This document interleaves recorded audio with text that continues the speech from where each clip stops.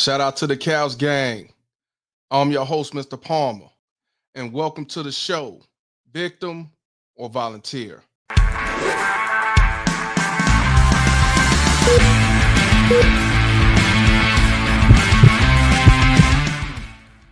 What I want y'all to do, grab the nearest couch, sit back, and enjoy the ride. What's going on, Cows Gang? Man, I'm sitting back chilling. I'm watching TV, sitting back relaxing, trying to see if I get this hottie to come over so I can go ahead and do some pumping and dumping. But so far I ain't heard nothing back yet, you know what I'm saying? So look like I'm doing some Netflix and chill by my damn self, but that's okay. But I'm watching Netflix. I got bored. So what I decided to do is go ahead and go on social media. And when I go on social media, I see a Karen who go on social media saying that she filed for divorce and now she regrets it because her husband basically moved on with his life, and basically because she's alone, basically because she still loves him. Now, I gotta talk about this before we play the video. I want y'all to understand that whether you like the truth or not, this is the truth. When it comes to who files for divorce between man and woman, it's a known fact that 70% of divorces are initiated by women. Now, there are factors on why, whether you like it or not, but here's the 3 reasons why women initiate divorces. One of the reasons is women are more likely to feel held back by the marriage. You have women who feel that they don't want to be a housewife no more. They feel they can do bad all by their damn self.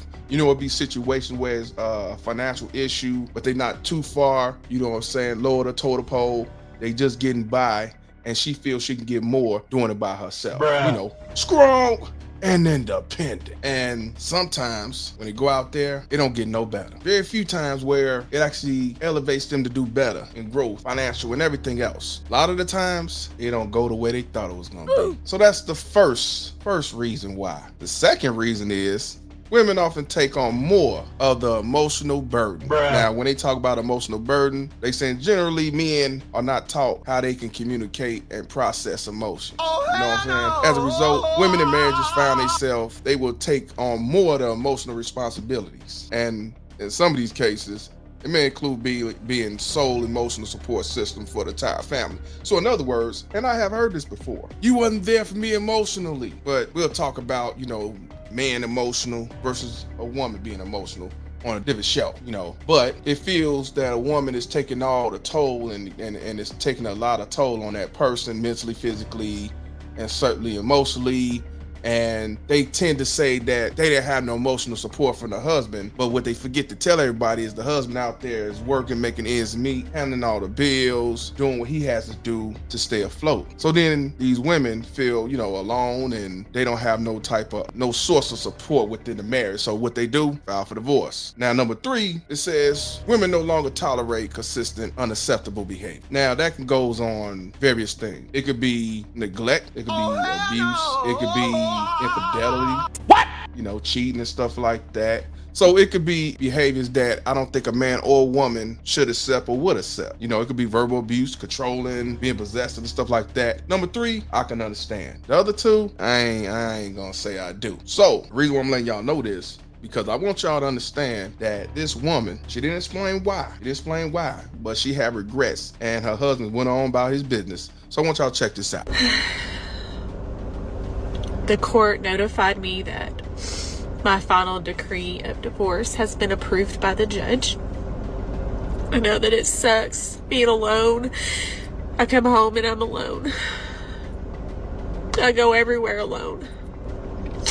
I don't hardly talk to him anymore.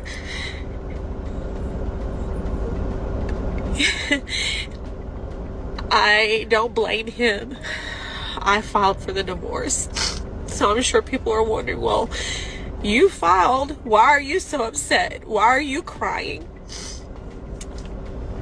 Just because you make a decision that you think is going to end up making things better doesn't mean that you have to give up the fact that you love that person or that you did it because you were trying or whatever. I've never met anybody like him, and I've never loved anybody like him either. But I don't want a divorce. I still am very much in love with my husband. So y'all heard what she had to say. She said she don't hardly get to talk to her ex-husband no more. She's alone. She still loves him, you know, and she is hurt, sad, miserable, and she has regrets. Now, I can't blame the ex-husband because, you know, you gotta move on with life. She initiated the divorce. I'm sure he tried to fight against it, but of course he lost. So now she want to let the world know that she regrets it. Now, it didn't come to the reasoning. That's why I talked about one of the three reasons on why it could have happened, but we're not sure. But I want to know, Couch Gang, is Karen a victim or a volunteer? So now we got to go on to North Carolina. Now, what happened in North Carolina, man, I don't know. All I know is when I saw this video on Instagram, I swear I was hoping it was a skit. You have a young man who was 36 years old who passed away. I don't know his name. I don't know how he died, but I do want to say prayers to the family and prayers to him as well. So there's a funeral home in Kinston, North Carolina. The funeral home is Trinity Funeral Services Memorial Chapel, and it was on a Wednesday. I believe it was on a Wednesday. And in this video that went viral, circulated all around the world, you have two undertakers or funeral staff who was wheeling the coffin to the front. Now, what I noticed was the casket was open. What? Normally, from what I know, funerals I've been to, when they wheel the casket in, usually the casket is closed. But they was going slow. They was taking their time. They wasn't rushing nothing like that. And when they pushed the casket and turned it in the front, all of a sudden the bottom piece that holds the casket up was leaning back and it fell over. It fell over. I want y'all to see this video right quick.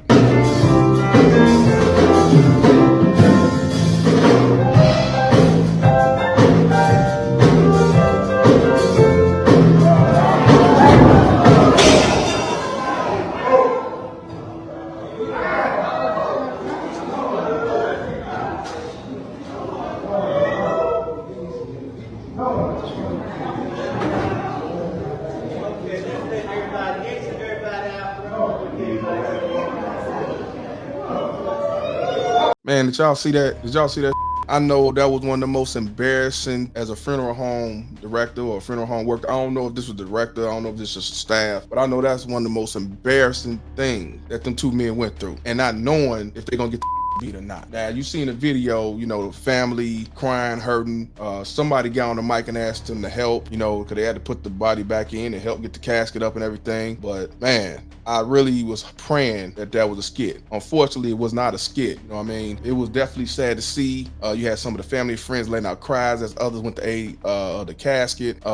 Truthfully, I'm not sure if the body just went out, but I'm just saying. Now you have a person by the name Mario Kilpatrick, who's the vice president and co-owner of Trinity Funeral Home. If y'all know the location, it's located at 1276 US 258. He had talked to the North Carolina Beat. Shout out to them. They do news, online news articles, and they also have an Instagram. He did talk to them, and he said he was unaware of the circumstances surrounding the mishap. He said he was out of town. He honestly didn't know. He said he saw the video and got a phone call, but he said he was in Newport News, Virginia. So also he said that the matter was settled between the family, his parents, and the funeral home. But for me looking at it, in my opinion, it seems to me that the casket being open was the reason why the weight shifted to the left and fell over. Because like I said, when I seen people bring casket in, they have it closed and they don't open it until they set it where it's gonna be, make sure it's stable, then they open the casket. But by them rolling the casket, again, I would have to say prayers to the family, because I know that is something they never wanna, first of all, they don't wanna go through losing their son, losing their loved one, their friends, a family member. Anyone that's human wouldn't want that. But to have any type of embarrassment or harm, you want the best for your loved one. So I have to ask y'all, Couch Gang, is the family of the 36-year-old deceased a victim or volunteer? But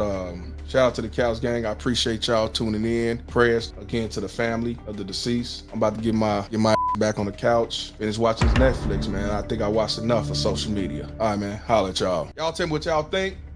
Appreciate y'all tuning in.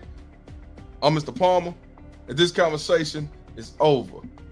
Couch Gang, Couch Gang.